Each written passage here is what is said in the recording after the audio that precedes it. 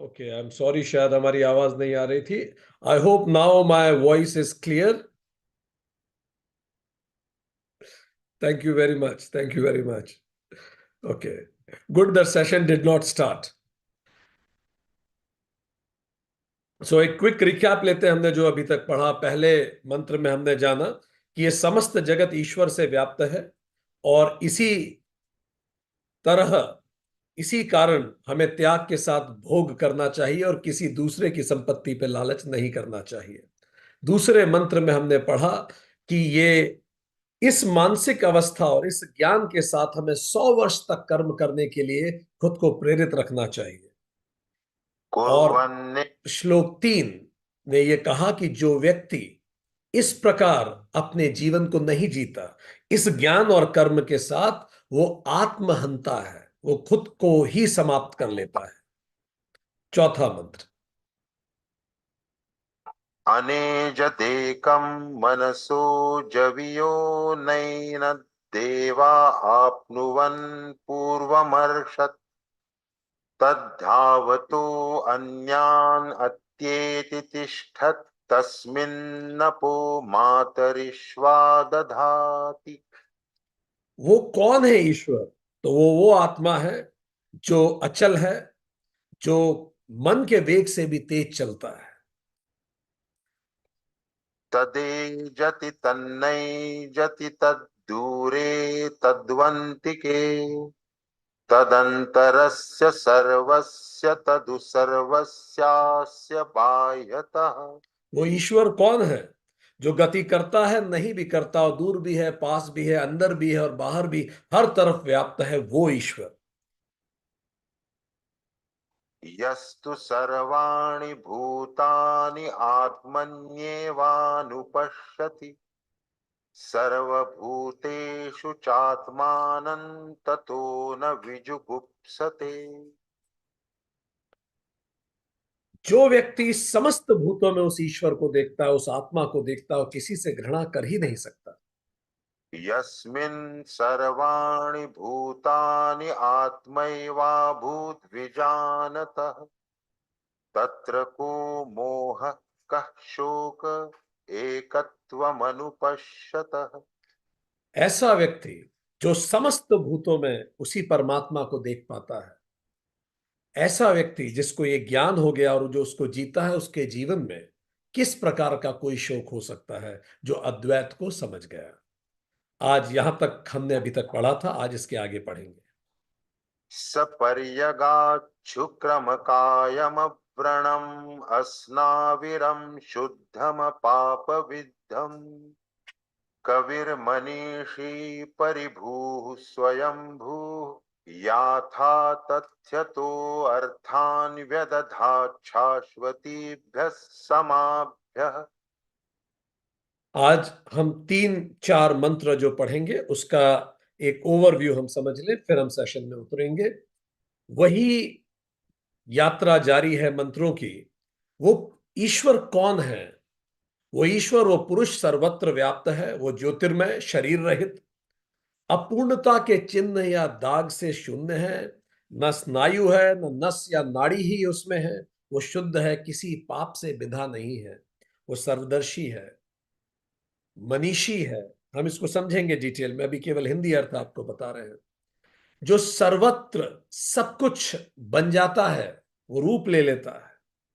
वो स्वयं ही सनातन वर्षों से, आदि काल से उसी ने सारी व्यवस्थाओं को ठीक ठाक यथा रूप व्यवस्थित कर रखा है। यहां तक, इस मंत्र तक उस ईश्वर को परिभाषित किया, उस आत्मा को परिभाषित किया। इसके आगे, अब जब ये ज्ञान हो जाए और ये कर्म की बात हुई, इसके आगे अब ये उपनिषद थोड़ा सा अपना बात रखने का तरीका बदलता है, और इसके साथ हमें जीवन के लिए महत्वपूर्ण पाठ देता है। आगे सुनिए। अन्धं तमः प्रविशन्ति ये अविद्यामुपासते ततो भूय इव ते तमो य उ विद्यायां रताः। जो लोग अविद्या का अनुसरण करते हैं वो घोर अंधकार में प्रवेश करते हैं, और जो केवल विद्या में ही रत रहते हैं मानो उससे भी अधिक घोर अंधकार में प्रवेश करते हैं। अन्य देवाहुर्विद्यया अन्यदाहुरविद्यया इति शुश्रुमधीराणां ये नस्तद्विचक्षिरे। जो विद्या से प्राप्त होता है वह दूसरा ही है, ऐसा ज्ञानी कहते हैं। जो अविद्या से प्राप्त होता है वो और ही है, ऐसा ज्ञानी कहते हैं। यह श्रुति ज्ञान हमने ज्ञानियों से प्राप्त किया है, जिन्होंने हमारी बुद्धि के समक्ष उसे प्रकाशित किया। विद्यांच अविद्यांच यस्तद्वेदो भयं सः अविद्यया मृत्युं तीर्त्वा विद्ययामृतमश्नुते। जो उस तत्व को, ईश्वर को इस रूप में जानता है, वो विद्या की, वो विद्या और अविद्या दोनों से पाया जाता है। वह अविद्या से मृत्यु को पार करता है और विद्या से अमरता का आस्वादन करता है। चलिए अब इसको समझते हैं। बड़ा महत्वपूर्ण ये मंत्र हैं। इनमें से कुछ मंत्र तो ऐसे हैं जिन पे बहुत ज्यादा टीकाएं नहीं की गई, क्योंकि वो मंत्र थोड़े जटिल हैं और कई लोगों ने उस पर टीका करने से खुद को वंचित रखा। चलिए पहला मंत्र हम पढ़ते हैं। पहला मंत्र मतलब आठवां मंत्र आज का, जिसमें हमने जाना, वो मंत्र कुछ इस प्रकार है। वह सब जगह व्याप्त है, उसी ईश्वर की बात है। वह परम तेज है, उसकी काया नहीं है, न ही नस नाड़ी है, न ही स्नायु है। भौतिक दृष्टि से हम उसे शुद्ध कहते हैं, मानसिक दृष्टि से हम उसे पाप रहित कहते हैं। वह कवि है और ये सारा संसार उसका काव्य है। वह मनीषी है मतलब विद्वान है, और मानसिक संसार का वही स्वामी है। वह हर जगह मौजूद है। वह स्वयंभू है, अपने आप है, अनकॉज्ड कॉज है। शाश्वत काल से जो इस सृष्टि चल रही है, और वही इस सृष्टि को निरंतर चलाता है। उसके लिए ठीक ठीक पदार्थों की व्यवस्था, जिस समय जो होना चाहिए, सारा प्रबंध वही कर रहा है। यहां तक लगातार ईश्वर को परिभाषित किया गया। वो जो पहले मंत्र में कहा ईश्वर हर जगह व्याप्त है, तो हम पिछले कई मंत्रों से जान रहे हैं कि ईश्वर या आत्मा के अलग अलग पहलू यहां दिखाने का प्रयास किया गया। पहला सर्वगत है, सब तरफ है, परिगात जिसे कहा गया।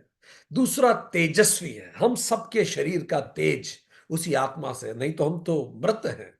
शुक्रम शब्द उपयोग किया गया। अकायम, आत्मा की कोई काया नहीं होती, वो काया को धारण कर लेती।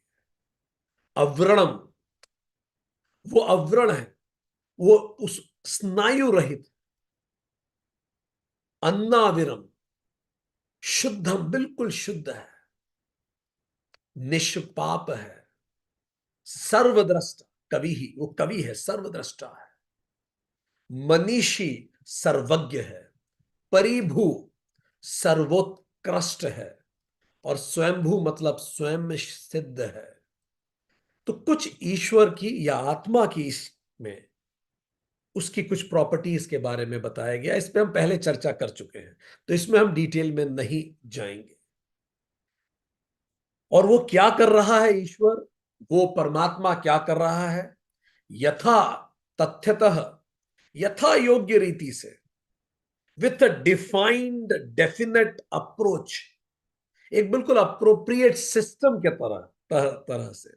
हर वैज्ञानिक जिसने पढ़ा, जिसने जाना इस प्रकृति को, उसने कहा एक सिस्टम है जिसके तहत सब कुछ चल रहा है। तो ये मंत्र वही कह रहा है, यथा योग्य रीति से वो सब चला रहा है। अर्थान मतलब कर्तव्यों को व्यदघात उसने विभाजित किया है। हर पदार्थ का अपना नेचर उसने बनाया है। हर एटम का अपना नेचर है, हर मैटर का अपना नेचर है, हर व्यक्ति का अपना नेचर है।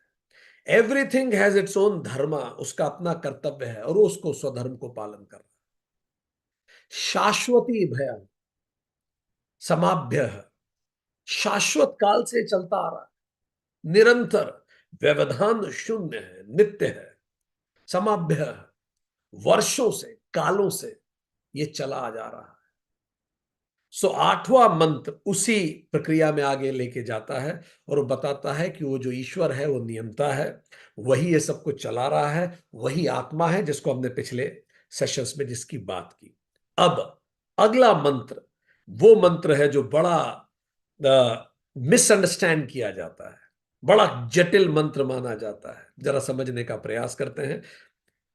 उपनिषद पढ़ते समय हाथ में कागज पेन और पूरी तरह से फोकस किए बिना हम मिस कर देंगे। हम न भूलें कि हम इस सृष्टि के सर्वोच्च दर्शन को पढ़ रहे हैं। ये बहुत गूढ़ है। इसको सब्जी काटते समय, चलते चलते और ड्राइव करते समय सुनने से हम महत्वपूर्ण विषयों को मिस कर सकते हैं। जैसे ये मंत्र जो बहुत ध्यान चाहता है हमारी तरफ से। अंधम तमह प्रवशन्ति ये अविद्याम उपासते।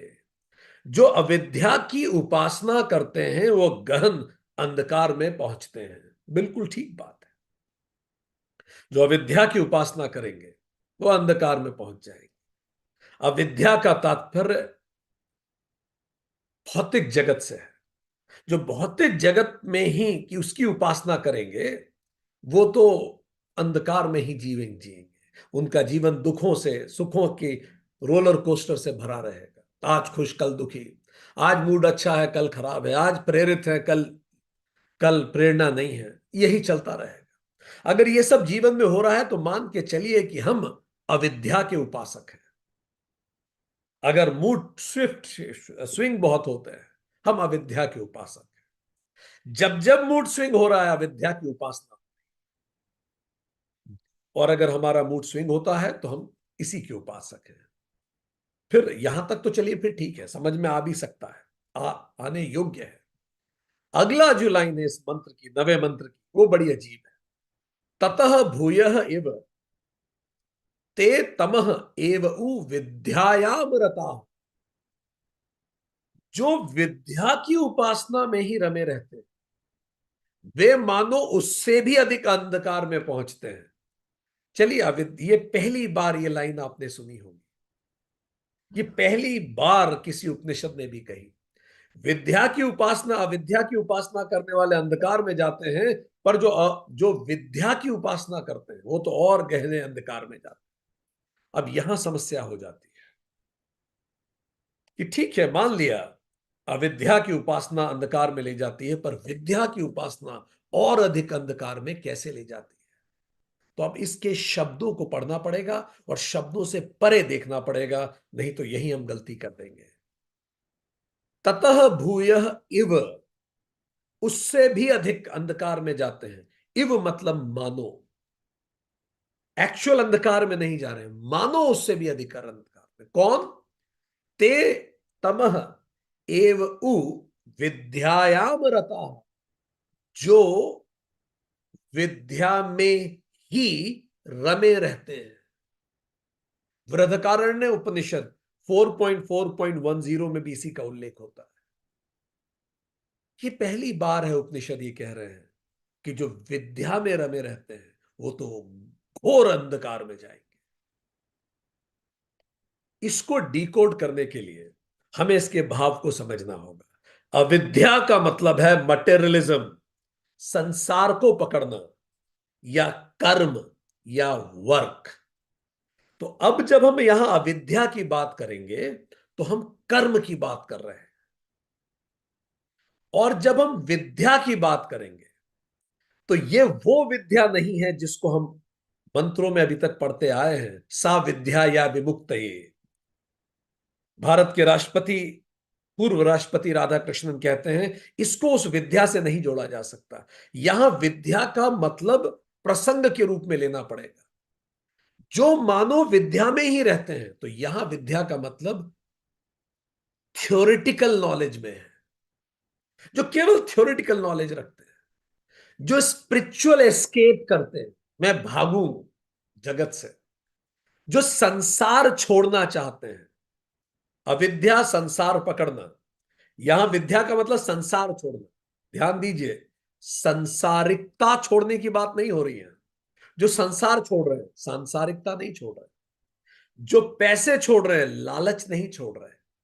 ठीक। तो विद्या का यहां तात्पर्य है संसार छोड़ने से, थ्योरेटिकल ज्ञान से, विजडम विदाउट रियलाइजेशन से। जो जानते तो हैं पर उसे जीते नहीं। Wisdom without realisation, spiritual escape. तो अब जब हम अविद्या बोलेंगे तो आप कर्म सुनिएगा, और जब हम विद्या बोलेंगे तो आप ज्ञान सुनिएगा, थ्योरेटिकल ज्ञान। तो अब आप इसको समझ पाएंगे। ये मंत्र उन लोगों के लिए भी महत्वपूर्ण है जो कहते हैं कि हमारे शास्त्र समाज छोड़ना सिखाते हैं, कि समाज छोड़ दो नहीं तो तुम्हारा कल्याण नहीं हो सकता। शास्त्र कहते हैं सामाजिकता, सांसारिकता, लालच, पकड़ छोड़ने की बात करते हैं। सो यहां ये मंत्र कह रहा है जो कर्म में ही लगे रहते हैं वो तो अंधकार में जाएंगे, और जो लोग केवल किताबी ज्ञान में ही लगे रहेंगे वो और घनघोर अंधकार में जाएंगे। अब थोड़ा इसको समझें। अविद्या अंधकार में पहुंचाएगी, ये बात स्पष्ट है। हम पढ़ चुके हैं, अविद्या से अस्मिता आती है, अहंकार आता है, राग द्वेष अभिनिवेश क्लेश आता है। ये सब हम योग सूत्र में पढ़ चुके हैं, तो इस पे हम बात नहीं करेंगे। बात आज हम पढ़ेंगे जो विद्या में ही रमे रहते हैं, मानो अधिक अंधकार में पहुंच जाते हैं। रामकृष्ण कहते हैं, कुछ ने सुना है कि दूध है, कुछ ने देखा है कि दूध है, कुछ ने छुआ है कि दूध है, और केवल कुछ हैं जिन्होंने पी के उसे पचाया है। पी के पचाया है कृष्ण। ये दूध ही गीता है, वेदांत है, उपनिषद है। जिसने पी के पचाया है बस वही इससे पोषित हुआ है। इसकी पूजा करने से केवल नारे लग सकते हैं। इसकी पूजा कर लेने ही, केवल पूजा करने से, बिना जाने कुछ नहीं होने वाला। रामकृष्ण परमहंस कहते हैं जिन्होंने सुना है, देखा है, छुआ है, उनको कोई फायदा नहीं होने वाला। ये वैसा है, मेडिसिन में जेब में रखूं सरदर्द की और सोचूं सरदर्द ठीक हो जाए, या मेडिसिन की पूजा करूं कि सरदर्द ठीक हो जाए, ऐसे नहीं होता। रामकृष्ण परमहंस कह रहे हैं जिन्होंने इन्हें पी के पचाया है वही इससे पोषित हुए हैं। वेदांत वाद विवाद चर्चा बौद्धिक पांडित्य या मानसिक कसरत का विषय नहीं है। जब तक विचार व्यवहार में न पहुंचे मुक्ति नहीं है। विचार को व्यवहार में लाना पड़ेगा, और विचार व्यवहार में कब आता है? एक शब्द बोलिए जो अनिवार्य है, बिना उसके विचार व्यवहार में नहीं आ सकते। लिखिए चैट बॉक्स में, क्या लगता है विचार को व्यवहार में लाने के लिए क्या महत्वपूर्ण चीज है? पूरी महाभारत की कहानी यही तो है। दुर्योधन यही तो कहता है कृष्ण से, कृष्ण मुझे पता है कि मैं गलत हूं पर फिर भी मैं लड़ूंगा, मैं क्या करूं, मैं रोक नहीं पा रहा खुद को। जानामि धर्मम नच में प्रवृत्ति ही, जानामि अधर्मम नच में निवृत्ति ही। मुझे पता है सही क्या है तो भी मैं उस तरफ नहीं जा पा रहा, और मुझे पता है गलत क्या है तो भी मैं दूर नहीं रह पा। इंसान के जीवन की सबसे बड़ी चुनौती यही है, सही क्या है पता होना पर व्यवहार में। तो ये मंत्र क्या कह रहा है? जो विद्या में ही रमे रहते हैं और उसको व्यवहार में नहीं लाते वो तो और घने अंधकार में जाने वाले हैं। बिल्कुल कुछ लोगों ने सही कहा, अनुशासन, निदिध्यासनम, प्रैक्टिस करना। और वो प्रैक्टिस कैसे आएगी? अनुशासन से आती। सुबह अलार्म बजे, अनुशासन उठाता है। उठना तो है, अच्छी बात है, सबको पता है। व्यवहार में कौन लाता है? योग करना है, कसरत करना है, सबको पता है। व्यवहार में आता है अनुशासन से। वह विचारों को व्यवहार में लाने की शक्ति केवल आत्म अनुशासन से मिलती है। अगर हमारे विचार व्यवहार में नहीं आ पा रहे, मान के चलिए हम अनुशासनहीन व्यक्ति। तपसा ब्रह्म विविध जिज्ञासा स्व, तपह, तपस, तप से ब्रह्म को जानो। तैत्तिरीय उपनिषद 3.2 कहता है, तपसा ब्रह्म विजिज्ञासत्व। तप से आप स्व अनुशासन से ब्रह्म को जानो, उपनिषद कहते हैं। अगर तुम्हें कुछ करना है तो सबसे पहले स्व अनुशासन लाओ। स्वामी विवेकानंद कहते हैं, यदि तुमने 5 विचार आत्मसात कर लिए, उनको अपने जीवन व चरित्र में उतार लिया, तो तुम्हारा सामर्थ्य उस व्यक्ति से बहुत अधिक है जिसने पूरा पुस्तकालय कंठस्थ कर लिया। बस 5 विचार, उसको जीना शुरू करें। शास्त्रों में आता है, यथा खरश्चंदन भारवाही भारस्य वेत्ता न तो चंदनस्य। चंदन ढोने वाला गधा केवल बोझ को समझता है, चंदन के मूल्य को नहीं समझता। तो शास्त्र कहते हैं, ऐसा व्यक्ति जो ग्रंथों को ढो रहा है पर उनको जी नहीं रहा, वो चंदन ढोने वाले गधे जैसा है। जैसे चम्मच सूप के स्वाद को नहीं जानती, एक कहावत है। चम्मच से ही सूप लिया जाता है, पर चम्मच को स्वाद नहीं आता। अगर पुस्तक ही सब कुछ है, तो पुस्तकालय में जो व्यक्ति बैठा है उसे तो निर्वाण हो जाना चाहिए। जब तक हम जिएंगे नहीं, आचरण में नहीं लाएंगे, शिक्षा जब तक व्यवहार में ना। इतिहास जब हम पढ़ते हैं वही गलतियां हम दोहराते हैं, आप यही देखेंगे, क्योंकि वो व्यवहार में नहीं आई। हम सिविक्स, सारे बच्चे सिविक्स पढ़ते हैं, पर देखिए सिविल व्यवहार कहां होता है। ऐसी सिविक्स का क्या मतलब है जिसको पढ़ने के बाद व्यवहार सिविक ना हो। कई लोग लॉ पढ़ते हैं और फिर अवैध आचरण करते हैं, ऐसे कानून पढ़ने का क्या फायदा। कई लोग विज्ञान पढ़ते हैं और उनका साइंटिफिक टेम्परामेंट नहीं होता। उपनिषद कह रहे हैं ये तो और घनघोर अंधेरे की दिशा है, क्योंकि सोए हुए को तो जगाया जा सकता, जो सोया हुआ खुद को जागा हुआ मान रहा है उसको कैसे जगाएंगे, बड़ी मुश्किल हो जाए। एक सुंदर श्लोक आता है, उज्जैन के राजा हुए भर्तरी, उन्होंने बड़ा कीमती श्लोक कहा। उनकी एक नीति शतक पुस्तक है, उसमें वो श्लोक है। वो क्या कहते हैं, ऐश्वर्यस्य विभूषणम सुजनता, शौर्यस्य वाक्य संयमो, ज्ञानस्योप शमः, श्रुतस्य विनयो, वित्तस्य पात्रे व्ययः, अक्रोधस तपसः, क्षमा प्रभावितो, धर्मस्य निर्जयाव्यता, ऐश्वर्य विभूषणम सुजानता। ऐश्वर्य का भूषण सज्जनता होता है। अगर आप में ऐश्वर्य है तो बहुत सज्जन रहिए, बहुत सज्जन बनिए, सज्जन व्यवहार रखिए। अगर परमात्मा ने आपको खूब ऐश्वर्य दिया है तो सज्जनता को वह आवरण में लीजिए। अगर आप में शौर्य है, शक्ति है, तो उस वाक्य संयम को साधिए।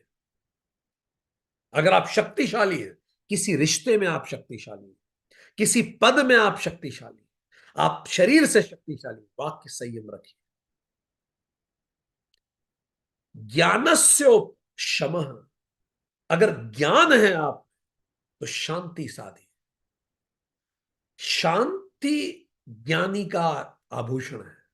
आप ज्ञानी हैं तो आपको शांत होना चाहिए, आप शांत नहीं है तो फिर ज्ञान नहीं है। फिर श्रुतस्य विनयो, विद्या अगर आप में है तो आप में विनय होना चाहिए, विनम्रता। वित्तस्य पात्रे व्ययः, अगर आपको परमात्मा ने धन दिया है तो उसे सुपात्र को देना ही उसका जेवर है। सुपात्र को धन दीजिए अगर आपकी आवश्यकता से अधिक आपके पास है। आक्रोधस्य तपसः, तप अगर आप करते हैं तो आपका क्रोध समाप्त हो जाना चाहिए, नहीं तो आप तपस्वी नहीं, आप झूठ बोल रहे हैं। क्षमा प्रभावितु, अगर आप प्रभावशाली व्यक्ति, समर्थ हैं, तो क्षमा आपका गहना होना चाहिए। क्या व्यवहार में लाना है, बता रहे हैं। क्या आपको व्यवहार में लाना चाहिए। अगर समर्थ है तो क्षमा कीजिए, सब माफ कीजिए, जितनों को माफ कर सकते। धर्मस्य निव्यार्जता, अगर आप धर्म को जानते हैं तो पाखंड से दूर रहिए। इसकी अंतिम लाइन सर्वश्रेष्ठ लाइन है जो हमने पहले नहीं कही। सर्वेशाम अपि सर्व कारणम इदम, इन सभी गुणों में से भी सर्वश्रेष्ठ आभूषण कौन सा है? तो राजा भर्तरी कहते हैं शीलम परम भूषणम, सबसे बड़ा आभूषण है शील। शीलम परम परम भूषणम। शील क्या है? दूसरों के सम्मान की रक्षा करना शील है। दूसरों की गरिमा की रक्षा करना शील है। अच्छा चरित्र होना शील है। टाइम पे क्लास चालू करना शील है। आचरण उत्तम होना शील है। बड़ों का सम्मान, छोटों से प्रेम, बराबरी वालों से मित्र का व्यवहार करना शील है। ये अगर आप में से कोई बता सकता है शीलम परम भूषणम किस संस्था का आधार वाक्य है, कितना विचार करके उस संस्था को याद किया, उज्जैन के राजा भर्तृहरि की पुस्तक से निकाल के आपको हिंट हम दे सकते हैं। हिंदुस्तान की सर्वोच्च अकादमी में इसको उसका आधार वाक्य माना गया है। बताइए किस संस्था का यह आधार वाक्य? हमने हिंट दे दिया, शीलम परम भूषणम। गैस गैस करने पे आप 50% चांसेस होते हैं कि आप गलत होंगे, ना करने पे 100%। भारत की एक बड़ी कठिन परीक्षा मानी जाती है, उसको बोलते हैं union public service commission, UPSC. UPSC जो परीक्षा होती है, उस परीक्षा में जिनको सर्वोच्च पद अधिक वो अंक मिलते हैं उनको इंडियन एडमिनिस्ट्रेटिव सर्विसेज अलॉट होती है। और जब एक नया लड़का जिसको आईएएस अवार्ड होता है, जब पहली बार लाल बहादुर शास्त्री प्रशासनिक एकेडमी मसूरी में कदम रखता है, तो इससे पहले कि वो दरवाजे के अंदर जाए, बहुत बड़े बड़े अक्षरों में लिखा हुआ है Lal Bahadur Shastri academy of administration का आधार वाक्य शीलम परम भूषणम। हम ऐसे अधिकारी बनाएंगे यहां जो व्यवहार में विनम्र हो। हम ऐसे अधिकारी बनाएंगे जो सभी की गरिमा की रक्षा करें। हम ऐसे अधिकारी, ऐसे आईएएस प्रोड्यूस करके यहां से देख भेजेंगे देश के लिए जिनका चरित्र अनुकरणीय होगा, जिनका शिष्टाचार लोगों के मन को छुएगा, जिनका आचरण उदाहरण बनेगा। शीलस्य परम भूषण, ये उस संस्था का लक्ष्य है। ऐसे अधिकारी होने चाहिए इस देश में। इस लक्ष्य के साथ वो संस्था चलती, शील के साथ। फिर आप साउथ में आ जाइए तो एक और संस्था है जो कहती है सत्य सेवा सुरक्षणम। हिंट हमने दे दी है, संस्था का नाम बताइए। सत्य सेवा सुरक्षणम, बोलिए। ये भी एक एकेडमी है, बस नाम लिख दीजिए। बिल्कुल। और गैस कीजिए। बिल्कुल ठीक कहा विनीता पटेल ने, वेरी नाइस। सरदार वल्लभ भाई Patel national police academy Hyderabad, वो इस कसम को लेकर स्थापित हुई है कि हमारे यहां से निकले हुए जितने आईपीएस ऑफिसर्स होंगे, आप देश में जितनी पुलिस देखेंगे उसमें आपको ये तीन चीजें जरूर दिखेंगी। पहली, वो सत्य का आचरण करेंगे, उनके व्यवहार में आपको सत्य दिखे। दूसरा, वो सेवा भावी। और तीसरा, आप उन्हें जहां मिलेंगे वो आपको सुरक्षा देंगे। सत्य सेवा और सुरक्षा, इस शपथ को लेके वो एकेडमी चलती है। ये क्या है? ये यही है कि विद्या व्यवहार में, विचार आचरण में। इसीलिए तो मानेकशॉ जी को फील्ड मार्शल बोला गया। अभी मूवी आई थी, आप में से कई लोगों ने देखी होगी। कितने लोगों ने देखी है Manekshaw? I recommend it, I highly recommend it to see. वो दिखाएंगे कि विचार कैसे व्यवहार में आते हैं।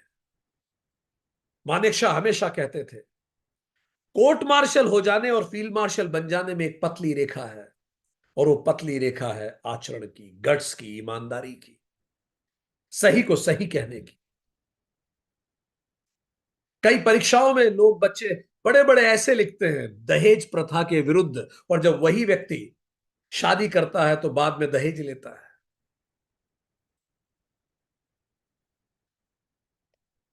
एक पुस्तक में हमने एक बड़ी सुंदर सी कहानी पढ़ी थी, and I like it very much. हम उस कहानी को पढ़ने के बाद कम से कम 10 मिनट तक हंसते रहे। एक्चुअली पेट पकड़ के हम हंसे उस मूवी को, वो कहानी पढ़ के। तो ये सच्ची कहानी है। अंग्रेजों के जमाने के में एक भारतीय डिप्टी कलेक्टर थे। अब सोचिए वो जमाना, आज से 100 साल पहले। तो ये डिप्टी कलेक्टर साहब, इनका तो बड़ा रुतबा था उस जमाने में। तो इनका एक छोटा बच्चा था। तो जाके, मतलब बहुत पुरानी बात होगी जबकि, उसने बच्चे को बोला जाके साइकिल, अपने कांस्टेबल को जब बोला कि जाके बच्चे के लिए एक साइकिल कसवा ला, ऐसे बोलते थे उस समय, साइकिल कसवा ला। तो भाई वो साइकिल ले आया बच्चे के लिए। तो क्या हुआ कि उस साइकिल में कैरियर नहीं था। तो बच्चे ने बोला पापा मैं अपने दोस्त को कैसे बिठाऊंगा इसमें, इसमें कैरियर भी लगवाइए। पिताजी को बात सही लगी, पिताजी ने उसको, ऑर्डरली को बोला जाइए और कैरियर लगवा के आइए। तो भाई वो गया ऑर्डरली। तो उसने क्या किया, वो जो साइकिल वाला था उसने लगा दिया कैरियर, पर उसने फिर स्टैंड खोल लिया, स्टैंड हटा दिया उसमें से, और साइकिल वापस आ गई। अच्छा, पहले आपको याद हो, जो साइकिल चलाते हैं, जो कैरियर होता था पीछे बैठने वाला, और स्टैंड एक ही नट पे कसते हैं, एक ही नट पे कसे जाते हैं। तो उसने क्या किया, वो नट खोल के स्टैंड हटा दिया और कैरियर कस के भेज दिया। लड़के ने अपने पिताजी को बोला पापा ये क्या चल रहा है, अब उसने स्टैंड हटा लिया। पिताजी ने फिर से ऑर्डरली को भेजा। तो गरीब आदमी था जो साइकिल कसता था, तो उसने हाथ जोड़ के बोला कि साहब को बोलना कि साहब या तो स्टैंड ले लीजिए या करियर बनवा लीजिए। तो उसने आके बताया साहब को कि साहब वो कह रहा है या तो स्टैंड ले लीजिए या करियर बनवा लीजिए। बोला तो उसने कैरियर था, पर इस अधिकारी ने सुना या तो स्टैंड ले लीजिए या करियर बना लीजिए। या तो आप अपनी नौकरी में सही के लिए स्टैंड लीजिए। कई लोग ऐसे हैं जो नौकरी में सही के लिए स्टैंड लेते हैं तो उनका करियर खराब हो जाता है, उनकी परफॉर्मेंस अप्रेजल रिपोर्ट खराब कर दी जाती है क्योंकि उन्होंने सही को सही कहा। ऐसा कई लोग हमें बताते हैं। तो क्या कह रहा है, या तो स्टैंड ले लीजिए या फिर करियर बना लीजिए।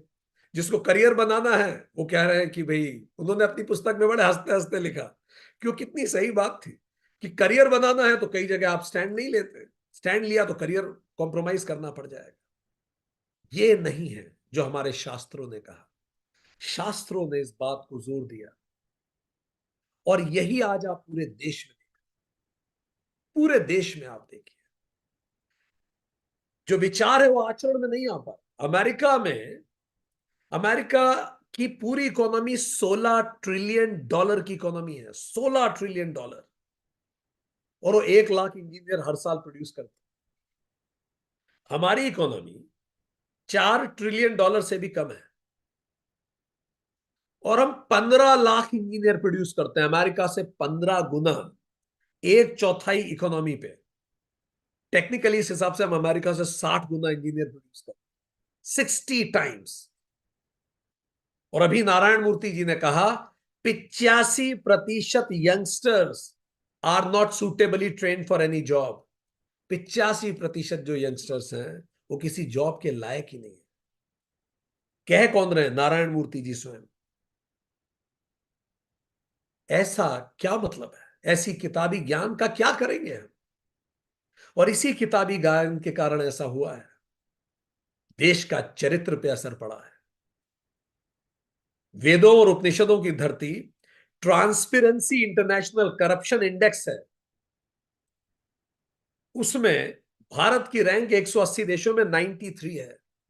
भारत दुनिया के सबसे करप्ट देशों में हमारी गिनती होती है। वो रिपोर्ट ये बताती है कि 86% भारतीय मानते हैं कि पॉलिटिकल पार्टीज करप्ट हैं। आई डोंट नो आप में से कितने लोग मानते हैं कि पॉलिटिकल पार्टीज करप्ट है, हाथ खड़ा करें। ठीक है। 70%, वो रिपोर्ट ये कहती है, हम पढ़ रहे थे उस रिपोर्ट, 70% भारतीय जो लोग जिनको सर्वे किया गया, उन्होंने कहा हमने कभी ना कभी रिश्वत दी है। क्या ये वेदों की धरती है? क्या ये हम पढ़ के निकल रहे हैं? और इसका असर क्या होता है? इसका असर क्या होता है? ह्यूमन डेवलपमेंट इंडेक्स में हम 191 देशों में 132वीं रैंक पे आते हैं, क्योंकि उस व्यक्ति तक पैसा पहुंच ही नहीं पाता कई बार, जो व्यक्ति के लिए पैसा चला था। आज भी भारत की रैंक 132 है, ये पिछले साल की हम बता रहे हैं, 191 देशों में। ग्लोबल हंगर इंडेक्स की रिपोर्ट हम पढ़ते थे, 125 देशों में हमारी रैंक 111 है, इतना कम। फर्स्ट मतलब बेस्ट, 111वीं रैंक है। हंगर इंडेक्स का मतलब हमारे देश में न्यूट्रिशियस रिक्वायरमेंट नहीं मिलती, न्यूट्रिशियस रिक्वायरमेंट पूरी नहीं होती, 111वीं रैंक। हम देवियों को पूजते हैं, यत्र नार्यस्तु पूज्यन्ते। जेंडर पैरिटी इंडेक्स में स्त्री पुरुष को बराबर, स्त्री पुरुष को बराबर मानने में 146 देशों में, 146 में हमारी रैंक 127 है। जरा सोचिए आप, ये क्यों हो रहा है? क्योंकि शास्त्र व्यवहार में नहीं आ रहा, हम जी नहीं रहे उन चीजों को, शास्त्र व्यवहार में नहीं आते। आदर्शों से, लिखते हैं दिनकर जी कहीं, आदर्शों से आदर्श भिरे, प्रज्ञा प्रज्ञा पर टूट रही, प्रतिमा प्रतिमा से लड़ती है, धरती की किस्मत फूट रही। आवर्तों का है विषम जाल, निरुपाय बुद्धि चकराती है, विज्ञान यान पर चढ़ी हुई सभ्यता डूबने जाती है। दिनकर कहते हैं, कितने 4000 साल पहले इस उपनिषद ने कहा, ऐसा ज्ञान जो व्यवहार में ना, विद्या घोर अंधकार में लेके जाए। एक अनपढ़ आदमी उतना करप्शन नहीं करेगा जितना पढ़ा लिखा ज्ञानी कर पाएगा। उसको तो पकड़ा भी नहीं जाएगा, इतना एक्सपर्ट। खाना जब हम खाते हैं, जो खाना पच जाए वो तो अमृत बन जाता है, शक्ति बन जाता है। पर जो खाना पचता नहीं है वो विष बन जाता है, शत्रु बन जाता है। इसी प्रकार जो हम सीखते हैं उसे पचाना जरूरी है। जो हम सीखते हैं जब उसे पचाते नहीं है तो हमारा शत्रु बन जाता है। हम जब सीखते हैं और हम में विनय नहीं आता, विनम्रता नहीं आता, रामकृष्ण परमहंस कहते हैं जब धान पकता है तो झुक जाता है, और जब तक धान पका नहीं होता तब तक वो तना रहता है। प्रज्ञा जब पकती है तो विनम्रता बन जाती है। और दुनिया भर में यही हो, ये केवल भारत की स्थिति नहीं है, ये दुनिया भर में हो रहा है।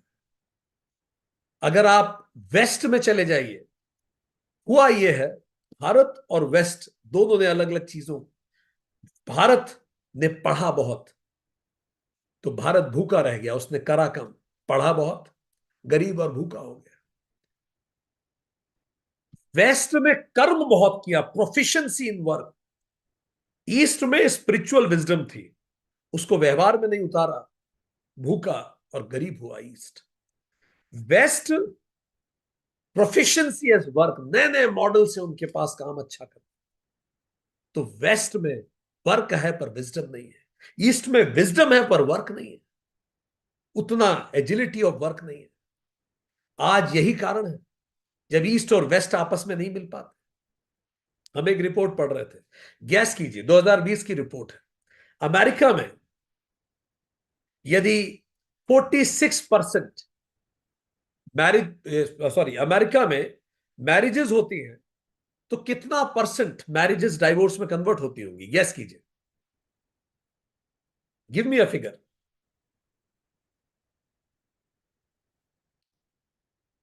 परसेंटेज। अमेरिका का कितना प्रतिशत मैरिजेस डाइवोर्स में कन्वर्ट हो जाती है, सस्टेन नहीं हो पाती। अमेरिका की 46% मैरिज सस्टेन नहीं कर पाती, 67% सेकेंड मैरिज सस्टेन नहीं कर पाती, 73% थर्ड मैरिज सस्टेन नहीं कर पाती, डिसॉल्व हो जाती। रशिया में 51% है, फ्रांस में 55% है, स्पेन में 67% है, लग्जमबर्ग में 87% है। और भारत में कितना प्रतिशत मैरिजेस सस्टेन नहीं कर पाती? गेस। 1%। सो वेस्ट में प्रोग्रेस है पर परिवार टूट रहे हैं। भारत में परिवार जुड़े हुए हैं पर भारत में उस ज्ञान को जीने की कमी है। हम एक ऐसी दुनिया बना रहे हैं क्योंकि हम उसको जी नहीं रहे हैं जो हम पढ़ रहे हैं। पूरी दुनिया को चिंता है बच्चों की। आज मानव अधिकार हुए कितनी सारी बातें की जाती हैं, हम ये पढ़ के दंग रह गए।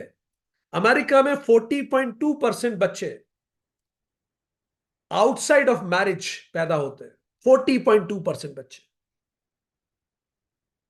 स्पेन में 43%, यूके में 48%, फ्रांस में 57%।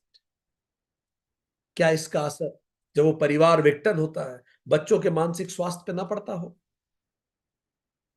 तो आध्यात्मिकता भी भौतिकता के साथ बहुत जरूरी है।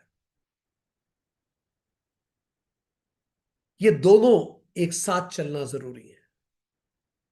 अब आगे पढ़ेंगे।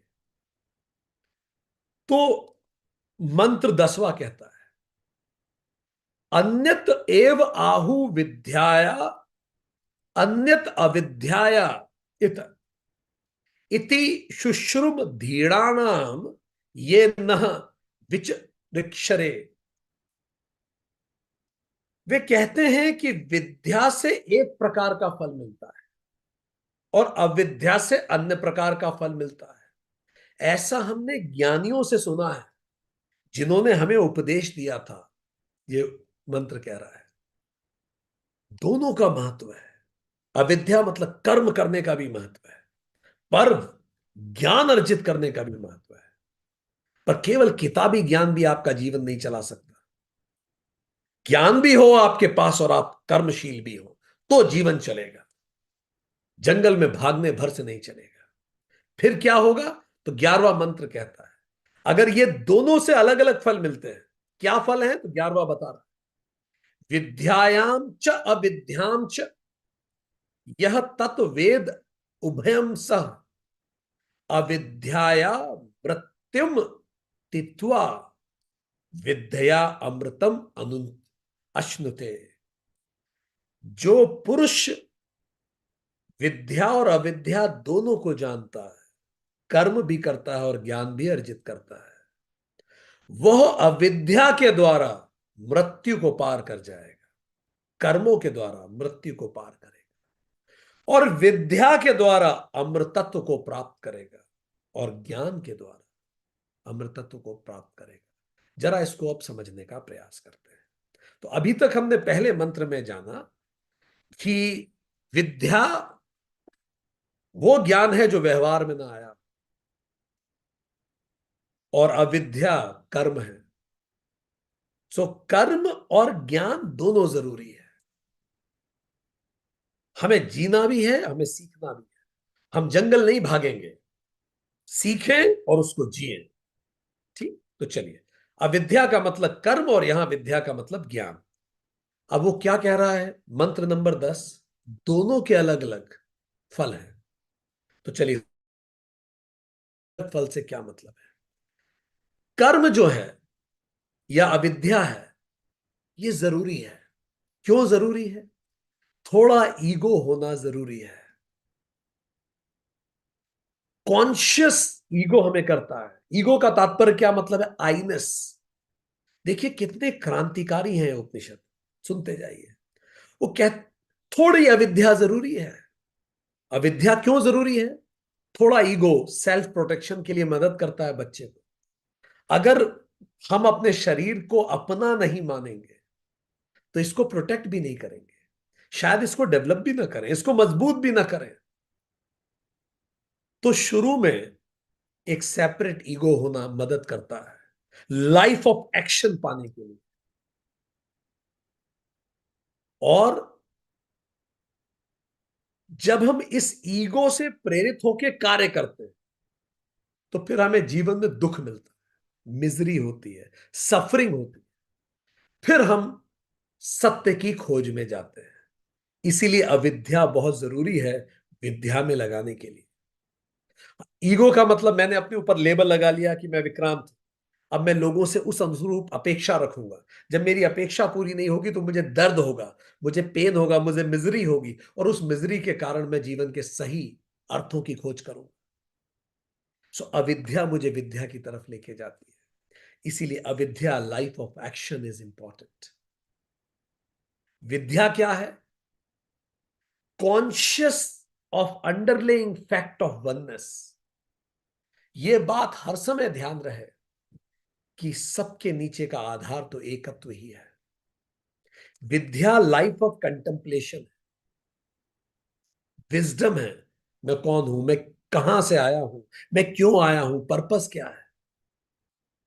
विद्या मतलब आप विचार करके एक्ट करें। इसी से हमें ज्ञान की प्राप्ति होती है। जो, फिर से हम इसमें आए, अविद्या है जो कर्म है, यह अनुभव देता है बहुत सारे। और जो विद्या है वो उस अनुभवों को एक्सप्लेनेशन देता है। जब आप कर्म करेंगे समाज में तो आपको उतार चढ़ाव से आप गुजरेंगे, बड़े कटु अनुभव होंगे, पर फिर जब आप फिर से किताब खोलेंगे, उस अनुभव के अनुसार विचार करेंगे तो आपको सीखने को मिलेगा। इसलिए दोनों का अपना अपना कीमत है। कर्म चित्त शुद्धि देता है, चित्त शुद्ध होता है उससे, क्योंकि आप लगातार कर्म करेंगे और सुधार करेंगे, कर्म करेंगे सुधार, तो आपका चित्त शुद्ध होने लगेगा। विद्या या उपासना के माध्यम से विद्या चित्त स्थिति, मन को शांत करती है। एक तरह से देखा जाए तो कर्म नींव है लोअर स्ट्रगल्स ऑफ लाइफ, और उसके ऊपर के ऊपर जो दीवालें हैं वो ज्ञान है। कर्म जो होता है यह हमें ध्यान योग्य बनाता है। विद्या ध्यान द्वारा ज्ञान की प्राप्ति की तरफ लेके जाती है।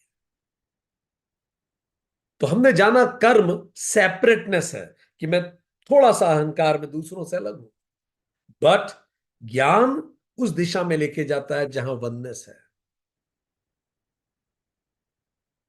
सो कुछ लोगों को अभी तक जो लगता है कि भौतिकता और आध्यात्मिकता एक दूसरे के विरोध में है, यह शास्त्र ये कह रहा है आध्यात्मिक मनोभाव से भौतिकता आपको नहीं पकड़ सकेगी।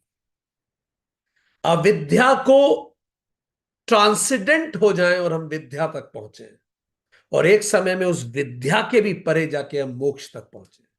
रामकृष्ण परमहंस कहते हैं ये पूरा जो जगत है ये 0 0 0 0 0 0 है, और जो विद्या है वो एक है। जब वो एक इस पूरे जगत के आगे लग जाता है तो 1 लाख हो जाता है। इसका मतलब अगर हम सजग होके जीवन जीते हैं तो अपने आप जीवन बेहतर, वही जगत हमें मदद करने लगता है अपनी उन्नति में। जगत के पूरे कार्यकलाप, रामकृष्ण कहते हैं, शून्यों की एक कड़ी है। शेक्सपियर कहते हैं जगत केवल ध्वनि और उत्तेजना पूर्ण है, उसका धुएं में ही अंत होता है। तो अविद्या का मतलब केवल उत्तेजना है, 0 0 0 है। विद्या का मतलब उसके आगे 1 लगाना है ताकि वो 1 लाख बन जाए। किंतु जब जगत को, जीवन को आत्मा की पृष्ठभूमि से जब हम देखते हैं तब फिर स्टार्ट्स मेकिंग सेंस, तब फिर उसका कुछ अर्थ निकलने लगता है। It makes big sense. तो हमने ये समझ में आया इस कि जो अविद्या है ये नाम रूप और कर्म रूपी जगत है पूरा, जहां हमें कर्म करने होते हैं। और जो विद्या है वो ज्ञान है, जिसको हमें फिर से समाज में जाके लागू करके देखना होता है। अविद्या हमें लघु से चेतसाम बनाती है, हमारी चेतना को संकुचित कर देती है, ईगो बढ़ाती है, जीवात्मा बनाती है। विद्या हमें उदार चेतना चरिता नाम बना देती है, विश्वात्मा बनाती है। इसीलिए उत्तर प्रदेश के मुख्यमंत्री कहते हैं, जो संत है वो भोला भी होता है और भाला भी होता है। ठीक। भोला क्यों होता है? उसका मन अच्छा होता है। संत का मन अच्छा कैसे होता है? शास्त्रों से, विद्या है उसमें। पर वो कहते हैं संत भाला भी होता है, अगर जरूरत पड़े तो शस्त्र भी उठाएगा। तो दोनों होना जरूरी है, आप भोले भी रहे, आप भाले भी रहे, शस्त्र भी रहे, शास्त्र भी रहे, कर्म भी रहे, ज्ञान भी रहे, मठ भी रहे, अखाड़े भी रहे, मीरी भी रहे, पीरी भी रहे। इसलिए गुरु गोविंद सिंह दो तलवारें पहनते थे, मीरी की भी, गुरु तेग बहादुर मीरी की भी और पीरी की भी, दोनों बातें साथ में चले। ये इस मंत्र ने कहा, कितनी बड़ी बात है। हजारों सालों पहले इस प्रकार का मंत्र ऋषियों ने कहा कि ऐसा ना हो कि आप जगत ही छोड़ दें, ये एस्केप हो जाएगा। वापस आइए, लौटिए, परफॉर्म कीजिए। आदि शंकराचार्य अपनी गीता की कमेंट्री में कहते हैं, स भगवान सृष्टेव जगत, उस भगवान ने इस जगत को बनाया। कैसे बनाया? प्रवृत्ति लक्षणम निवृत्ति लक्षणम च, दोनों लक्षण है, प्रवृत्ति भी एक्ट वर्क, निवृत्ति भी विद्या ज्ञान। फिर वो आगे लिखते हैं, द्विविधो ही वेदोक्त धर्म, और ये दोनों वेदों में उल्लेखित धर्म है। आदि शंकराचार्य नहीं कह रहे हैं जो समाज में जी रहा है वो व्यक्ति कमतर है। प्रवृत्ति भी वेदोक्त है, पर शर्त क्या है? वो निवृत्ति के आधार पर खड़ी हो। तभी शंकराचार्य कहते हैं गीता का उद्देश्य ही क्या है? प्राणिनाम साक्षात अभ्युदय। जब मैं प्रवृत्ति करूंगा, कर्म करूंगा, तो समाज का उत्थान करूंगा। निश्रेयश्च, पर ये करते समय मेरे अंदर क्या होना चाहिए? निश्रेय, निवृत्ति रहनी चाहिए। मैं कर्म करूं क्योंकि कर्म करना महत्वपूर्ण है, पर मैं उससे जुड़ ना जाऊं, उससे मैं अटैच ना हो जाऊं, यह सबसे महत्वपूर्ण है। स्वामी विवेकानंद कहते हैं आध्यात्मिकता और भौतिकता तो पहिए हैं जीवन की गाड़ी के। पिछला पहिया भौतिकता है, अगला पहिया आध्यात्मिकता है। पर अगर आप पहिए स्वैप कर लेंगे तो मुश्किल हो जाए। आध्यात्मिकता दिशा देती है, भौतिकता गति देती है। गति और दिशा मिलके ही तो जीवन की दशा बनती है। सोचिए, अगर आध्यात्मिकता ना हो तो गलत दिशा में गति हो जाएगी। जैसे वेस्ट की गलत दिशा में गति हो रही है कुछ मायने में, परिवार टूटने के मायने, और कई चीजों में वेस्ट की सही दिशा में गति हो रही है। इन्वायरमेंट प्रोटेक्शन, दिशा और गति, पहले दिशा फिर गति। आध्यात्मिकता आधार बने, भौतिकता उस पर खड़ी हो जाके। व्यक्ति एक पक्षी है और ये दो पंख है। एक पंख का नाम रखिए ज्ञान, एक का पर रखिए कर्म। दोनों एक साथ फड़फड़ाएंगे तो व्यक्ति ऊपर उड़ेगा, नहीं तो नहीं हो पाएगा। Those who are lost in work without wisdom are in darkness. किसने कहा? उपनिषद ने। कब कहा? 4000 साल। आज के समाज को उठा के देख लीजिए, जो काम में लगे हुए हैं पर क्यों कर रहे हैं पता नहीं है, जीवन का उद्देश्य क्या है पता नहीं है, वो अंधकार में है। देख लीजिए, those who are exclusively in wisdom without work, वो और ग्रेटर डार्कनेस में। उनके ज्ञान का उपयोग क्या है जब समाज का उत्थान नहीं हो रहा, समाज बेहतर नहीं हो पा रहा, वो अपने ही शरीर का ध्यान नहीं रख रहे, ऐसे ज्ञान का क्या उपयोग जो समाज को न उत्थान कर सके? आदि शंकराचार्य करे अभ्युत्थानम, पूरे समाज का उत्थान हो, यह महत्वपूर्ण है। प्रवृत्ति और निवृत्ति साथ में आए, भोला भाले बने हम लोग। कर्म योगी और ज्ञान योगी साथ में हो तो ही तो परम योगी बनते हैं, दिव्यात्मा बनते हैं। परमात्मा से जुड़ते हैं और मोक्ष प्राप्त होता है।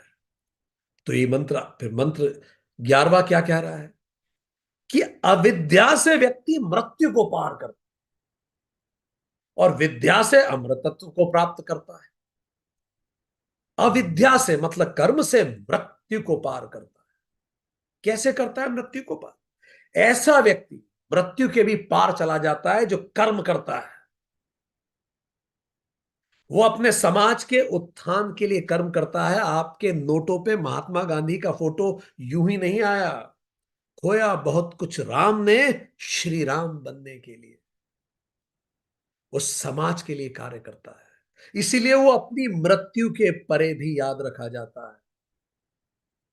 मार्टिन लूथर किंग को जब कहा गया कि आप मत जाइए, आपका असैसिनेशन हो सकता है, तो उन्होंने कहा था मैं शरीर पर घाव लेके जीत सकता हूं, पर आत्मा का असैसिनेशन नहीं कर सकता। मैं जाऊंगा भले मुझे मार दें। ये कौन थे? बुद्ध, महावीर, विवेकानंद, आदि शंकर, ईसा मसीह। ये लौट के आए समाज में। इस देश ने देखा ये सारे पैगंबर, ये कौन है? ये समाज में लौट के आए, समाज का इन्होंने उत्थान किया। पर इनमें एक खास बात थी, ये ज्ञान योगी भी थे साथ में। कर्मयोगी भी थे, ज्ञान योगी भी थे। ज्ञान योगी क्या करता है? वो अमृतत्व को प्राप्त करता है। अमृतत्व को प्राप्त, विद्या से अमृतत्व मिलता है। कैसे? वो जब पढ़ता है और वो जानता है कि अमृतस्य पुत्रा, मैं तो कभी मर ही नहीं सकता। ये तो वो ज्ञान से ही पता लगेगा। आत्म अनुभव प्राप्त करने के बाद ज्ञानी पुनः जगत में लौट के आता है। स्वामी चिन्मयानंद हिमालय की कंदराओं से निकल के अमेरिका पहुंचे और इतना बड़ा चिन्मय मिशन उन्होंने स्थापित कर दिया।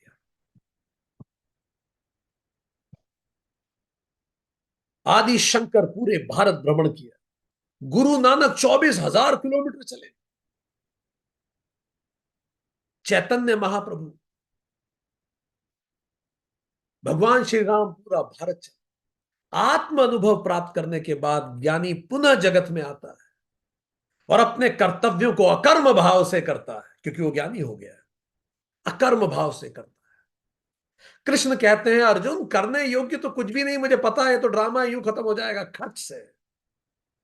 अर्जुन, करने योग्य तो कुछ भी नहीं, मैं फिर भी करता हूं, क्योंकि ना करूं तो जगत खत्म हो जाए। उस ज्ञानी का कर्तव्य यह नहीं कि वो किसी एकांत गुफा में जाकर आनंद में रमा रहे। यही मां शारदा ने स्वामी विवेकानंद को कहा था, नहीं आप नहीं कर सकते ये। उस ज्ञानी का कर्तव्य है कि वो लौटे और जी के समाज को प्रेरित करे, उनके आत्मसम्मान को जागृत करे, उनकी आत्मा को जागृत करे और उस सभी में परमात्मा को देखते हुए विचरण करे, वो जिए उसको। इतनी सुंदर बात रामकृष्ण परमहंस कहते थे, अद्वैत ज्ञान आंचले बेधे, जा इच्छा ताई करो। मतलब अद्वैत का जो ज्ञान है उसका आंचल ओढ़ लो, उसके बाद जो करना है करो। यह क्लैरिटी रखो कि हम सब एक हैं, फिर जो करना है करो। अद्वैत के ज्ञान के आंचल में खुद को बांध लो, अद्वैत का चश्मा लगा लो और उसके बाद जो करना है करो। परमहंस एक पुजारी थे, कबीर एक जुलाहा थे, आदिशंकर एक शिक्षक थे, जनक एक राजा थे, रैको एक गाड़ीवान था, संत नामदेव एक दर्जी थे, कई सिख गुरु किराना चलाते थे, संत नरहरि स्वर्णकार थे, संत गोरा कुंभकार थे। हमारे जीवन का ढांचा कुछ भी हो, फिर हम लक्ष्य से नहीं भटकेंगे। इसीलिए दोनों एक साथ करना है। तो इन तीनों मंत्रों का सार क्या है? उठो, जागो और कर्म करो। कर्म दुविधा देगा, फिर ज्ञान के पास आओ, ज्ञान सुविधा देगा। ज्ञान में आप पढ़ोगे और उसके बाद कर्म में परीक्षा दोगे। बिल्कुल वैसा है जैसे मां पढ़ना सिखाती है। चलो हमने घर में मां ने सिखाया, हमने पढ़ लिया, सीख लिया मां से। उसके बाद परीक्षा हुई। ये परीक्षा क्या है? ये परीक्षा कर्म है। तो ये दोनों कर्म। तो लेसन्स फॉर लाइफ क्या है, ये सब हम समझ गए। तो अब हम क्या करें? कुछ स्पेसिफिक लेसन्स ऑफ लाइफ जो इन तीनों मंत्रों से निकल के आते हैं। पहला, यदि बहुत आलस्य है मेरे अंदर, तमगुण है, तो सबसे पहले तो ये सब छोड़ो और उठो और सकाम कर्म करो। Step one. अगर आलस्य है तो भले खुद के लिए ही कुछ करो, भले ऐसा ही काम करो जिसमें नाम हो, जिसमें पैसा कमाओ, जिसमें प्रसिद्धि हो। स्वार्थ से कार्य करो बिना किसी को हट। तो स्टेप वन क्या है? तमगुण से अगर आलस्य आप में आ रहा है तो उठिए और सकाम कर्म कीजिए, कुछ कीजिए। एक्ट, थोड़ा अधिक, जो कर सकते हैं करिए। दूसरों के लिए, खुद के लिए कर्म जरूर कीजिए। खुद के लिए भी चलेगा यहां तो, ठीक। तो स्टेप वन क्या है? अगर तमगुण है, तमगुण जनित जनित जो आलस्य है, उसके नाश के लिए सकाम कर्म। पर आप ऐसे नहीं हैं, आप अलग प्रकार के हैं। आप में तो सर, मैं तो बड़ा एजाइल हूं सर, मैं बहुत काम करता हूं, 15-15 घंटे काम करा लीजिए। तो मतलब आप स्टेप टू पे आ चुके हैं। तो स्टेप टू क्या है?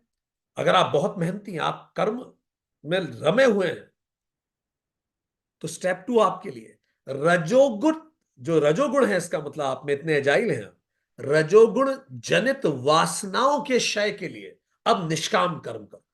हम में से जितने लोग हैं जो बहुत प्रोफिशिएंट हैं अपने वर्क में, कंपनीज में नौकरी कर रहे हैं, बिजनेस में अच्छा कर रहे हैं, सब कुछ उनका व्यवस्थित है, उनका बिजनेस जमा हुआ है, घर में बहुत अच्छे हैं, घर में समृद्ध हैं, पेंशन आ रही है, सब कुछ अच्छा चल रहा है, ठीक।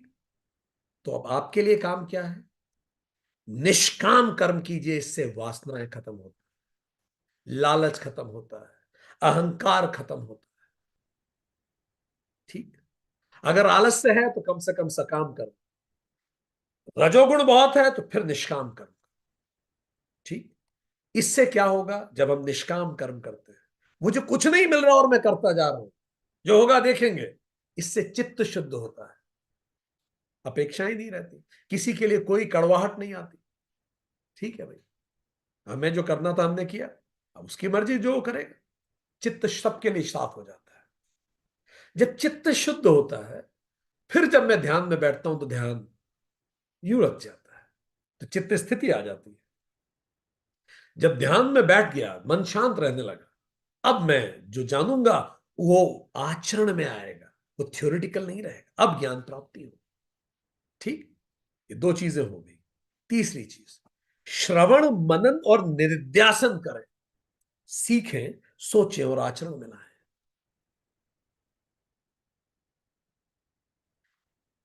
कुछ भी आप निकालिए, हर सेशन से निकालिए, अपने जीवन के 5 पॉइंट आप खुद बनाइए, रोज एक वर्च्यू चुनिए और उसको जिए। जब जीने वहां जाएंगे तो चैलेंजेस आएंगे, व्यक्ति जीने नहीं देंगे लोग उस वर्च्यू। फिर वापस आके देखिए, प्रश्न पूछिए खुद से, मैं क्यों नहीं कर पाया वैसा व्यवहार? मुझे क्यों गुस्सा आ गया? मुझे क्यों खीज हो रही थी इतनी ज्यादा? इतना जान के भी मैं खींच रहा हूं तो क्या मतलब है मेरे जानने का? खुद को उलाहने दीजिए, खुद से बात कीजिए। जैसा हमने बताया, मां का पढ़ाना सीखना है, फिर खुद सोचिए ये स्वाध्याय है, और फिर एग्जाम दीजिए समाज में जाकर, ये निधिध्यासन है। ये सोचिए कि मैंने वेदांत पढ़ा, मैंने गीता पढ़ी, मैंने योग सूत्र पढ़ा, मैंने हनुमान चालीसा पढ़ी, मैं उपनिषद पढ़ रहा हूं, पर मेरा व्यवहार पड़ोसी के लिए तो वही है। तो क्या मतलब है यार? खुद को उलाहना दीजिए। अगर मेरे व्यवहार में कुछ आ ही नहीं रहा, कहीं ये मेरे लिए तो नहीं कह रहा ये मंत्र कि घनघोर अंधकार में गिरूंगा।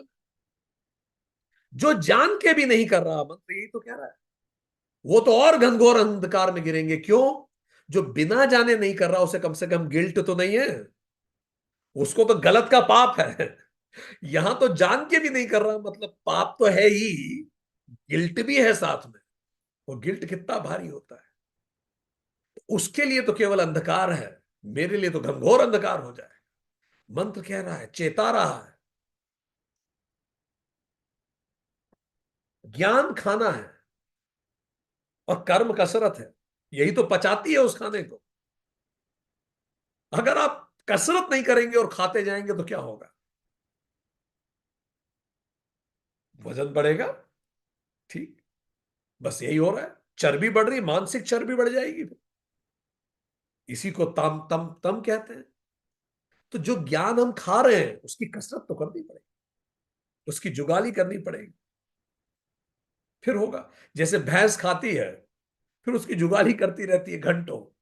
तो ऐसे मेंटल जुगाली हमें भी करनी होगी। सेशन खत्म हो गया, अब मैं कुछ पॉइंटर मेरे लिए निकाल लूं, मेरी दिन भर की जुगाली के लिए, कि मैं दिन भर किस बात पे सोचूंगा। शायद मैं एक लिस्ट बनाऊंगा क्या, मैं एक ऐसी लिस्ट बनाऊंगा क्या कि क्या क्या चीजें हैं जो मैं व्यवहार में लाना चाहता हूं पर नहीं ला पाता। उस लिस्ट को हमेशा अपने सामने रखूं, और हर बार व्यवहार के बाद देखूंगा क्या कि क्या हो रहा है। मैं जुगाली करता रहूं और फिर निधिध्यासन करूं। जुगाली मतलब स्वाध्याय, सोचते रहूं। ठीक, ज्ञान खाना है, कर्म कसरत है। और ज्ञान और कर्म एक साथ हो, इसी को तो फिटनेस कहते हैं। खूब खाओ और खूब कसरत करो, यही तो फिटनेस है। ज्ञान माइनस कर्म खाओ और कसरत ना करो तो फैट है। कर्म माइनस ज्ञान, कर्म करो, कसरत करो, खाना ना खाओ तो बीमारी हो जाएगी। तो हर सेशन के बाद जो एक वीक का टाइम है, वो निधिध्यासन का समय है। हम निधिध्यासन करें, हम प्रैक्टिस करके देखें कि जो हमने सीखा है वो किस हद तक मेरे व्यवहार में आ रहा है। ये उपनिषद के ये 3 मंत्र, ये 4 मंत्र बड़े क्रांतिकारी मंत्र हैं, जिन्होंने इस बात को तेजी से कंडेम किया कि उपनिषद हमें सिखाता है कि सब छोड़ दें। उपनिषद हमें सिखाता है कि संसार नहीं, सांसारिकता छोड़ना है, वस्तु नहीं उसकी पकड़ छोड़नी है। एक क्विक रिकैप हम करेंगे। हमने देखा मंत्र 8 ने यह बताया कि ये सब कुछ वही ईश्वर है, वही आत्मा है, और ना उसका शरीर है, पर वो सब कुछ चलाता है। एक बिगर स्कीम के तहत सब कुछ चल रहा है। ये सब ज्ञान अपनी जगह सही है, पर मंत्र 9 ने कहा यह सब ठीक है, पर इस समाज में जो लोग केवल अविद्या का उपासना करते हैं, केवल कर्म करते हैं बिना सोचे समझे, वो तो अंधकार में जाने ही वाले हैं। और जो केवल विद्या की उपासना करते हैं, केवल ज्ञान अर्जित करते हैं, उसको जीते नहीं है, वो तो घोर अंधकार में जाने वाले। मटेरियलिस्टिक लोग अंधकार में जाएंगे, और स्पिरिचुअल एस्केप जो ले रहे हैं वो भी घोर अंधकार में जाने वाले। जो संसार को बहुत पकड़ रखा है कस के, वो अंधकार में जाएंगे। और वो लोग जो संसार छोड़ रहे हैं पर सांसारिकता को अंदर से नहीं खत्म कर रहे, वो घनघोर अंधकार में जाएंगे। जो कर्म कर रहे हैं वो बिना जाने वो अंधकार में जाएंगे, जो थ्योरेटिकल कर्म कर रहे हैं वो घोर अंधकार में जाएंगे। और इस कारण विचार को व्यवहार में लाना अनिवार्य है। दूध देखना नहीं है, उसको पी के पचाना है। वो जो संस्थाओं के आधार वाक्य है, उसे जब जिएंगे तो ये देश महान बनेगा, संस्थाएं महान बनेंगी, देश हर इंडेक्स में ऊपर आएगा, करप्शन इस देश में समाप्त होगा, हमारा व्यवहार बेहतर होगा, हम एक दूसरे को सम्मान करेंगे। और अगला मंत्र इसी को आगे जोड़ता हुआ कहता है, अगला मंत्र कहता है कि जो लोग विद्या और अविद्या के दोनों के अलग अलग परिणाम हैं, और अलग अलग परिणाम क्या है। जो विद्या है वो तो अमृतत्व की तरफ ले के जाती है, सेल्फ रियलाइजेशन के माध्यम से। और जो अविद्या है, जो कर्म है, वो मृत्यु के परे ले जाती है। क्यों? क्योंकि आप अच्छे कार्य करते हैं, समाज में उतरते हैं, और उन अच्छे कार्यों के द्वारा समाज को बदल के रख देते हैं। आप हमेशा याद किए जाते हैं, आप मृत्यु के परे जाते हैं। और ये जो विद्या आप में आती है, आप जानने लगते हैं कि आप तो कभी मरेंगे ही नहीं। तो ये चारों मंत्र एक उद्घोष है, एक ऐसे समाज के निर्माण का जो विचारों को व्यवहार में लेके आएगा, ताकि हम एक सुंदर दुनिया बनाएं अपने लिए और आने वाली पीढ़ियों के लिए। नमस्ते। आपके प्रश्नों का आप स्वागत है।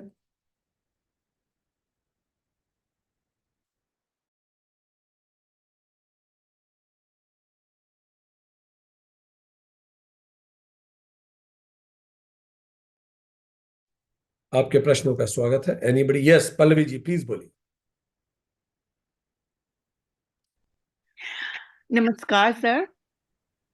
अच्छा, एक जो हमें हैरान करता है कि हम बोलते हैं कि आसक्ति नहीं होनी चाहिए, लेकिन कहाँ पे आसक्ति बहुत रहती है कि अपने बच्चों के साथ, जो बोलते हैं कि माँ का प्यार होता है, तो बच्चों लाइक वो आसक्ति छूटती नहीं। अगर वो बोले तो झट से कुछ भी करे और ऐसा, और अगर उससे बात करे तो भी बहुत अच्छा लगता है। और अगर से कुछ देना है तो उनको, तो ये आसक्ति कैसे छोड़ सकते हैं? आपने बिल्कुल सही कहा। ये सबसे जटिल आसक्तियों में से एक है, क्योंकि ये जो हमसे उत्पन्न होते हैं उनके प्रति स्वाभाविक रूप से बहुत प्रेम होता है, और इसको कम करने के लिए कई बार जब बच्चे ऐसा व्यवहार करते हैं जिससे हमें चोट पहुंचे, तो अंतर मन से उनका धन्यवाद दीजिए। ये कठिन बात है जो हमने कही, पर यह बात हमें मदद करेगी ये समझने में कि ये चोट उस बच्चे ने नहीं दी, मेरी अतिशय आसक्ति मुझे चोट प्रदान कर रही है, क्योंकि उस बच्चे के जीवन की अपनी यात्रा है, वो मेरे लिए पैदा नहीं हुआ। पहली चीज। दूसरा, उनसे आसक्ति कम करने के लिए अपनी आध्यात्मिक गहराई और बढ़ा के जब भी हम उन बच्चों को देखें तो हम खुद को याद दिलाएं, इस जीव की अपनी स्वयं की यात्रा है। मैं कुछ भी करके इसके प्रारब्ध को नहीं बदल सकती। यह अपने जीवन के अनुभवों से गुजरेगा। मैं अपने जीवन के अनुभवों से गुजरी हूं। इसकी अपनी कार्य है, इसका अपना जीवन है।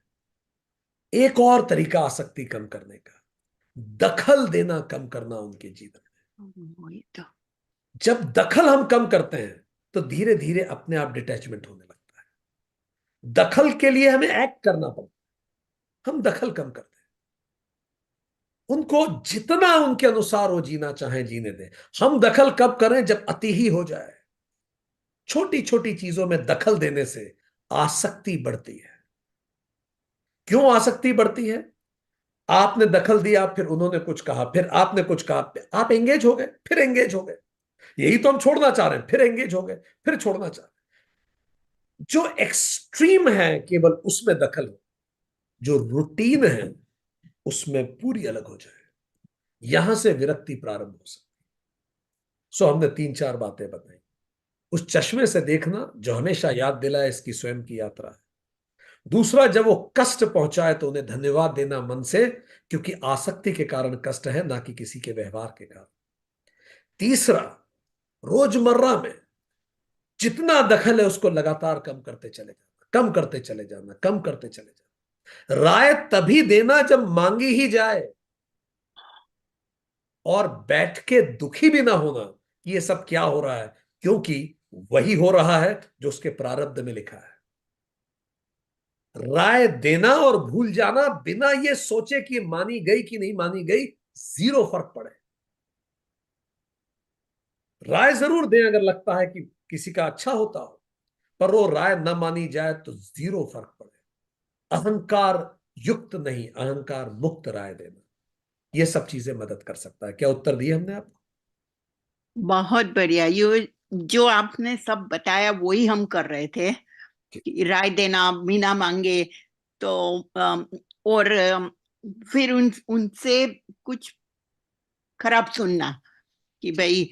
सो बहुत बढ़िया। ये लिख के रखेंगे तो याद करके करके थोड़ा सा कम होगा। और ये आपका जब सेशन पूरा सुना तो हमें शिवानंद का महामंत्र याद आता है कि an ounce of practice is equal to tons of knowledge. तो उनके महामंत्र है ये, बहुत बहुत बढ़िया याद करके। स्वामी थैंक यू सो। शिवानंद इस देश के महानतम विभूतियों में हुए हैं। निश्चित हाँ, तौर पर उन्होंने देश में, दुनिया में उपनिषदों के प्रसार प्रसार के लिए जो कार्य किया है, हम लोग हमेशा उनके ऋणी रहेंगे। धन्यवाद उन्हें कोट करने के लिए। हाँ जी, राखी बोलिए। मैं 1 मिनट के लिए बीच में बोल दूं। जी जी। इससे मुझे याद आया है कि ज्ञानेश्वर जी भी कहते हैं कि एक तरी ओवी अनुभवावी, तो ये भी सही है, इसी मायने में, इसी संदर्भ बिल्कुल में। आपने सही कहा। और देखिए कितने गहराई से इन तीनों मंत्रों ने, इन उपनिषदों के इस विचार को वापस स्थापित किया। राखी प्लीज बोलिए। धन्यवाद।